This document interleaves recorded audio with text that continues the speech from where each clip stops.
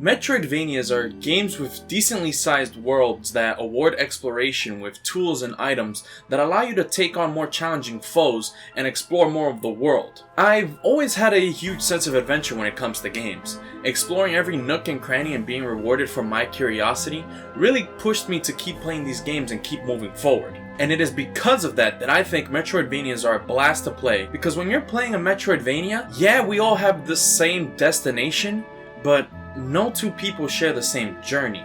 And that's what I want to share with you guys today, why I love Metroidvanias. And I'm bad at transition stages and I need to make a video, so let's begin.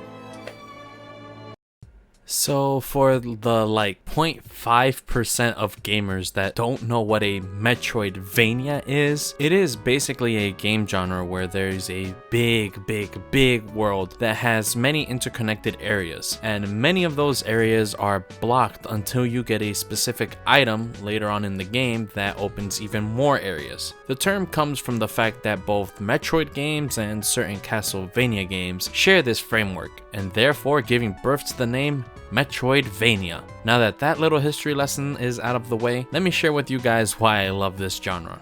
After playing what I consider a decent amount of Metroidvanias, I can tell you all that this is a genre that I feel everyone should try out at least once in their life. See, as I mentioned before, almost all Metroidvanias start the same way. You start in a small area that then expands once you get the first power-up. After that, the world will just begin to open up. And yeah, the game will sort of give you a nudge in the right direction to go, but if you have a sense of adventure, or get lost easily, you can easily just branch out of the beaten path and get some sweet rewards. Those rewards will almost always be some kind of upgrade that will make you more capable to tackle more challenges, and overcoming those challenges will open more of the world, and then the cycle will repeat itself. This concept really vibes with me because I've always had a sense of adventure when it comes to games, always willing to go a little deeper, go a little further. And while playing Metroidvanias, I go hard and explore everything that I can before advancing forward. And it is in those moments where I am just exploring that I will find some kind of secret that was hidden completely out of sight. And finding those secrets give me such a high that it betters my experience in the game and gets me excited to share those experiences with others. For instance, one of the most recent Metroidvanias I played was Bloodstained: Ritual of the Night, and in that game, I always fully explore the area that I'm in till I either hit the boss door, or I find the next area, or I find an area where I need a specific item to cross it. Then I go back and beat the boss and explore the next area. But it's in those moments where I'm lost and exploring my first area that I go and I find hidden items or goodies that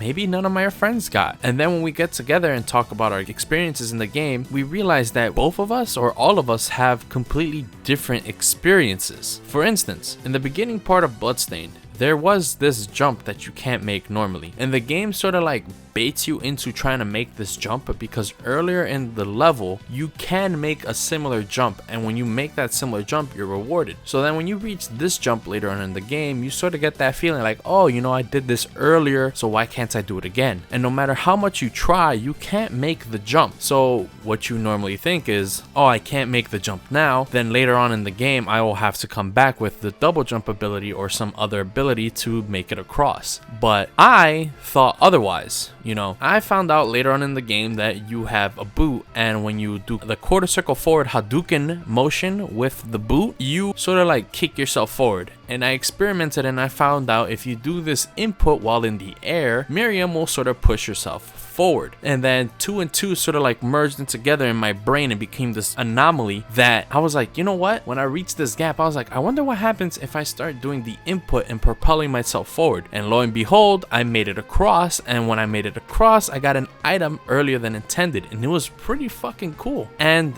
when I got to tell my friends about it, they were like, what? Wow, whoa, wee, wow, woo. And then they had a specific moment with me when they told me about the 8-bit coin in the game. It's a specific item that you trade in to get some powerful items. And I really didn't know about this little guy. I really didn't know about the 8-bit coin until they told me one day. And they told me, you know, oh, it's hidden in this room where you have to break a wall. And these things, these moments where you have hidden stuff blow my damn mind, because it's like, what? You and me were playing the same game, but we're experiencing it in two different ways. If it weren't for you telling me about this, I would have gone completely throughout the game without knowing this. Like, this is crazy. And that's what I love about Metroidvanias. Another example of this would be in Hollow Knight. My friend and I were playing the game around the same time, and then he randomly tells me about how visiting this area deep into the game, you reach this little corner where if you shine spark, it will lead you into a room hit with the names of all the Kickstarter supporters. And yeah, this isn't really a room that, you know, you get an upgrade or an item earlier, but it still kind of fits into that mold where I say Metroidvanias have a lot of moments where if you just explore and you're curious, you're rewarded for your curiosity, and you'll have a different experience than somebody else playing the game. Because I could have gone through this entire game, through the entirety of Hollow Knight, and never known about this, and yeah, it wouldn't have made me more equipped to fight the final boss or to fight bosses or to explore more areas, but it would have enriched my experience of Hollow Knight. I even went and asked some people online on Discord and Reddit, why do they like Metroidvanias? And most of them said that they love the fact that you can just explore the world without a care and be rewarded for going off the beaten path. Some even said that it's the fact that almost each and every area in a Metroidvania brings a slightly different experience than the past area, and that makes the experience much more memorable. And I agree with almost everything that these people said. I'm pretty sure you guys are never gonna watch this video, and if you do, you know who you are. Thank you so much for replying to me on Discord and Reddit. Thank you so much, you guys.